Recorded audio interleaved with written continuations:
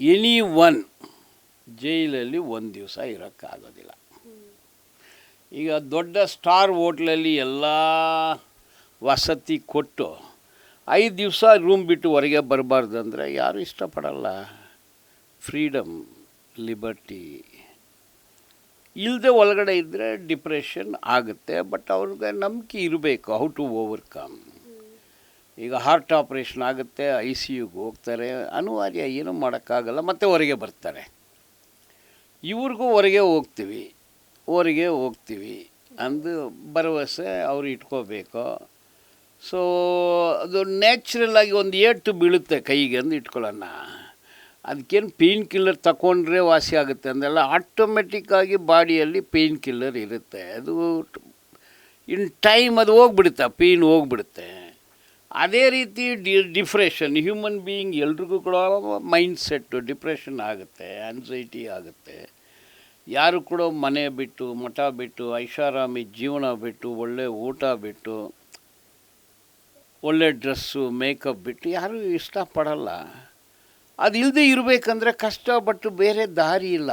ಹೇಗೆ ಓವರ್ಕಮ್ ಮಾಡ್ತಾ ಇದ್ದಾರೆ ಪವಿತ್ರ ಅವರು ಅಂತ? ಈಗ ದಿನನಿತ್ಯ ಒಂದಿನ 2 ದಿನ ಅಂದರೂ ಪರವಾಗಿಲ್ಲ. ಅದು ನೀವು ಅವ್ರನ್ನೇ ಕೇಳಬೇಕು, ಓವರ್ಕಮ್ ಮಾಡಲೇಬೇಕು. ಈಗ ತಮಿಳ್ನಾಡಲ್ಲಿ ಜಯಲಲಿತಾ ಎಷ್ಟೊಂದು ಜೀವನ ಇತ್ತು ಅವ್ರದ್ದು. ಅವರು ಮಹಿಳೆ.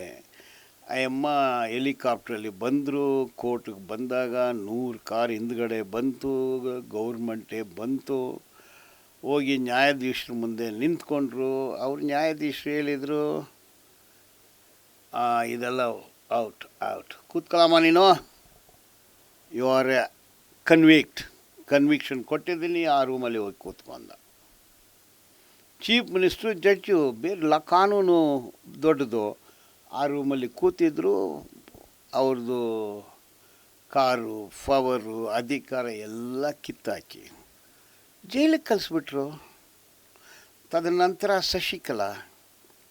ಶಶಿಕಲಾ ಆಸ್ತಿ ಅಂದರೆ ಅಯ್ಯಮ್ಮ ನಡೆದುಕೊಂಡು ಹೋದರೆ ಆ ಭೀಮಾ ಜ್ಯುವೆಲ್ರಿ ಶಾಪೇ ಮೊಬೈಲ್ ಮೂಮೆಂಟ್ ಆದಂಗೆ ಇತ್ತು. ಇಡೀ ಜ್ಯುವೆಲ್ರಿ ಶಾಪ್ ಆಗಿದ್ಲು.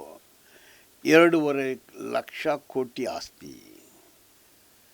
ಇಂಗ್ಲೆಂಡಲ್ಲೂ ಹೋಟೆಲ್ಲು, ಊಟಿನಲ್ಲಿ, ಕೊಡೈಕಾನಲಲ್ಲಿ ಎಂಥ ಐಷಾರಾಮಿ ಜೀವನ ಮಾತ್ರ ಇಲ್ಲ, ಅಧಿಕಾರ, ಹಣ, ಐಷಾರಾಮಿ ಜೀವನ. 4 ವರ್ಷ ಒಳಗಡೆ ಇದ್ದುವರೆಗೆ ಹೋದರು. ಒನ್ ಹ್ಯಾಸ್ ಟು ಲಿವ್ ಅಷ್ಟೇ, ಏನೂ ಮಾಡೋಕ್ಕಾಗಲ್ಲ. ಅದು ಒಂದು ಆಕ್ಸಿಡೆಂಟು.